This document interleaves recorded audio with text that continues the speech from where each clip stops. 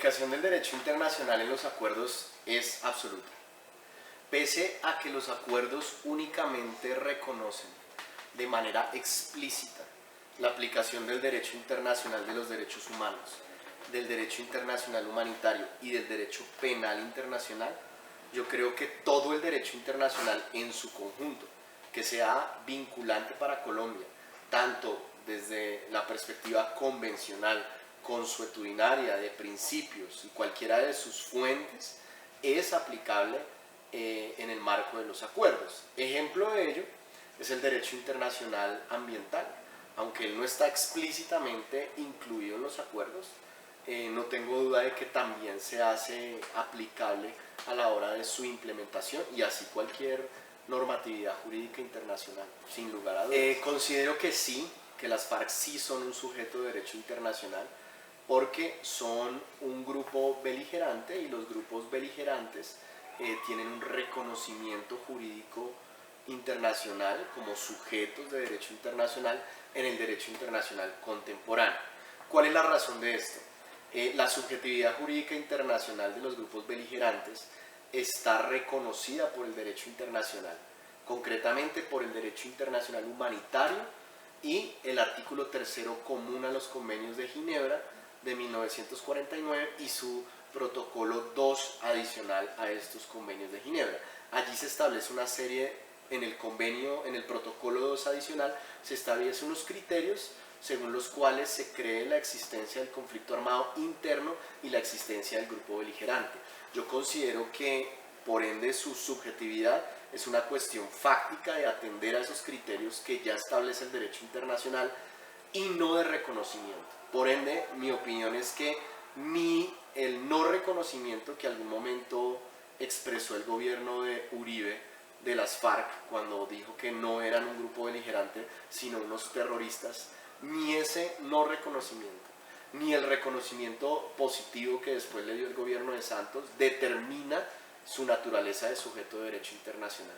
Ellos son grupo beligerante siempre y cuando cumplan con las características y el checklist que establece el protocolo 2 adicional, el cual creo que sin lugar a dudas lo tiene, y tiene por ende pues las capacidades jurídicas que derivan de dicho. En general yo creo que los acuerdos de paz tienen un origen interno esencialmente, con un respaldo y una integración del derecho internacional.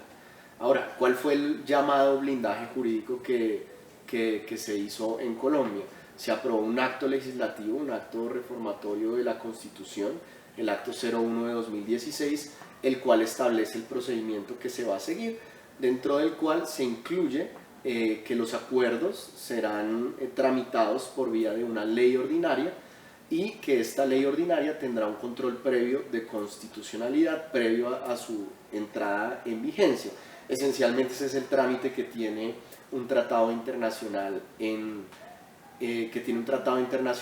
Colombia. Entonces ese es como el camino que se tiene, todo ligado, y lo dice el acto legislativo, a la aprobación del pueblo por medio de un plebiscito, al punto que tanto el acto legislativo como todo lo que se derive de él, digamos, no tendrá su vigencia salvo que el pueblo lo respalde mediante un plebiscito. Eso es, digamos, lo que dice la fórmula. Ahora, ya cosa distinta, que tú lo preguntas precisamente, es que tanto el acto legislativo como la ley y los acuerdos contienen que el mismo entrará como un acuerdo especial.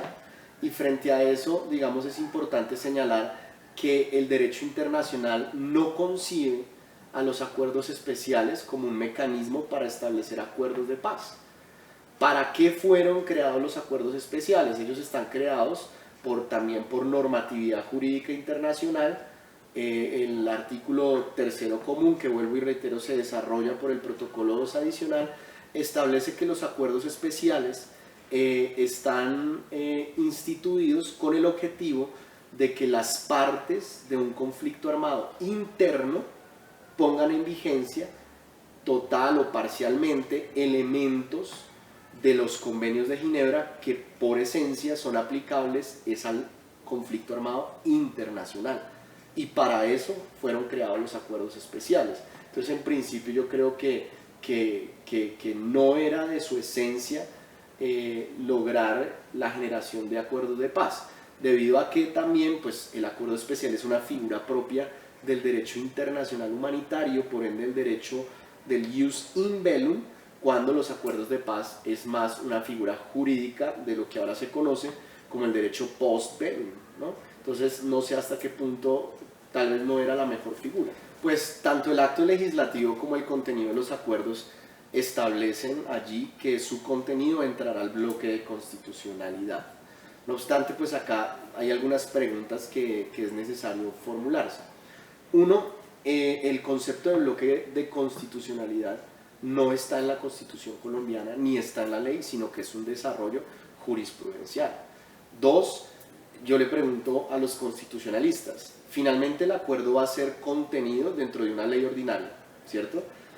Que aprobará pues, los acuerdos y será sometida a un control previo.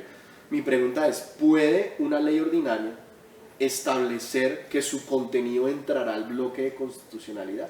Es decir, una norma de inferior jerarquía indicar expresamente que entrará en una jerarquía superior por sí mismo. Entonces, también otra duda que queda ahí planteada. Asimismo, si el bloque de constitucionalidad es un concepto jurisprudencial, mi pregunta es, ¿no sería más bien la Corte Constitucional, en el momento en el que realice el análisis de control previo de constitucionalidad, el órgano llamado y el momento indicado para evaluar si el acuerdo y su contenido entran al bloque de constitucionalidad? Eso en materia procesal. Ahora, en términos de contenido, el bloque de constitucionalidad fue desarrollado por el artículo 93 de la Constitución, de allí como que se deriva su construcción. Y la idea es que entraran al bloque normatividades jurídicas internacionales ligadas a tratados de derechos humanos. Entonces mi pregunta es, ¿también puede uno tomar un acuerdo de 300 páginas y decir que todo el acuerdo es del bloque de constitucionalidad? ¿O no será más bien que hipotéticamente y eventualmente cuando la Corte Constitucional haga la revisión de constitucionalidad podría entrar elementos parciales de las 300 páginas del acuerdo al bloque de constitucionalidad? ¿Pero qué elementos parciales? Pues los que tienen que ver con tratados de derechos humanos y no la totalidad del acuerdo. Entonces yo creo que esto es algo que también requiere ser desarrollado y analizado a mayor. Ok, yo creo que no hay un efecto jurídico internacional. Y me quiero explicar, creo que el efecto es más político. Creo que cuando la fiscal dice apoyar el acuerdo, es más una manifestación política, más no una actuación que genere un efecto jurídico dentro del procedimiento penal que pueda adelantar la Corte Penal Internacional. ¿Por qué? ¿Cómo funciona, digamos, este tema? La Corte Penal Internacional conoce de crímenes internacionales, no de cualquier tipo de crímenes, obviamente respecto de estados que hagan parte del estatuto, etc. Bueno, Colombia entra en esto. Mientras que el estatuto le da al fiscal de la Corte la acción penal, la cual él puede ejercer cuando lo considere y se reúnan los criterios materiales y sustanciales, no existe la posibilidad de que un fiscal decida con efectos jurídicos vinculantes que la fiscalía se abstendrá en absoluto de ejercer la acción penal. Entonces, con esto lo que quiero decir es lo siguiente, que aunque seguramente el apoyo político generará una gran legitimidad y probablemente evitará el ejercicio del accionar de la CPI, eso no impedirá que en 20 años, en 30 años, en 50 años, en 100 años o hasta cuando la CPI exista, llegue un fiscal y pueda decidir, digamos, hacer uso de la acción penal.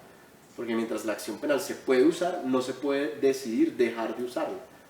Entonces, yo creo que ese es el alcance de la decisión más política. Yo creo que en teoría sí. Vuelvo y digo, el hecho de que haya respaldo político genera legitimidad que probablemente impide eso, pero técnicamente sí sería posible. ¿En qué eventos? Obviamente eventos excepcionales. Evento 1, como lo decía, que en un futuro un fiscal de la CPI considere que el juzgamiento que se llevó a cabo de crímenes internacionales en Colombia no satisface los estándares de justicia, y en ese caso podría eventualmente hacer ese llamado. Ahora, ahí hay habría un claro choque entre el ordenamiento jurídico internacional y el interno, pero recordemos que el derecho internacional contemporáneo respalda la supremacía del derecho internacional sobre el derecho interno. Una segunda posibilidad es el juez de otro estado. ¿Qué pasa? Que los crímenes internacionales tienen unas características muy especiales, y es que son imprescriptibles, y además de ser imprescriptibles existe el concepto de la jurisdicción universal, y es que se cree que cualquier estado bajo la existencia de su ley penal podría perseguirlos, entendido que son crímenes que atentan contra la humanidad. Entonces también, si el día de mañana, en 50 años, un estado considera que la aplicación del proceso de paz conllevó a la impunidad y no se dieron las circunstancias de justicia, podría eventualmente también perseguir esos delitos. Entonces, eso sí es cierto que la jurisdicción especial para la paz, creo yo, no puede ser definitiva en lo que concierne a los crímenes internacionales, porque estos, siempre y cuando no se satisfagan todas esas necesidades de justicia, podrían ser perseguidos penalmente por otras instancias.